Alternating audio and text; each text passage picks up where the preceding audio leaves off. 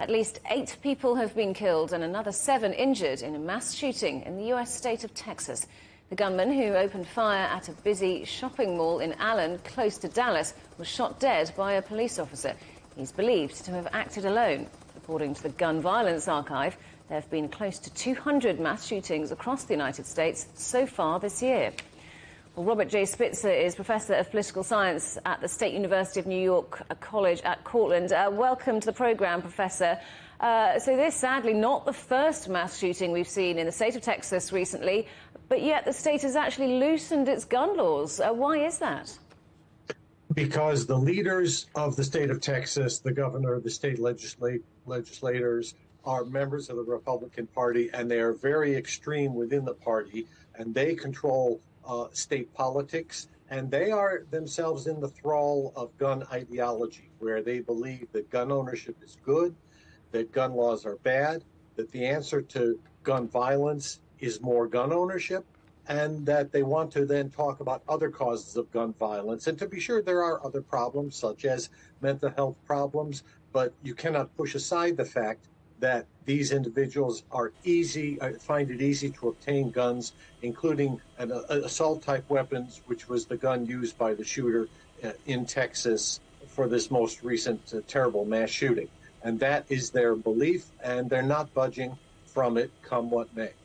So when these kind of terrible things happen, there are always calls for changes to gun laws. Will they change this time? In Texas, and certainly in the short run, no.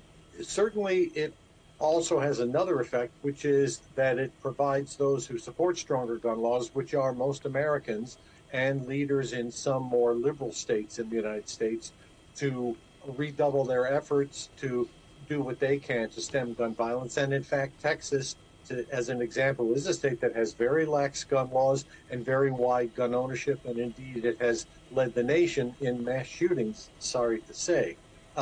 So it continues the debate in America, which is kind of going in opposing directions. Those who oppose gun laws are doubling down, and those who believe gun laws will be helpful and are helpful have acted to strengthen gun laws in more liberal, receptive states. So we've seen, I think it's close to 200 mass shootings already in the United States this year. What, if anything, could see stricter laws brought in?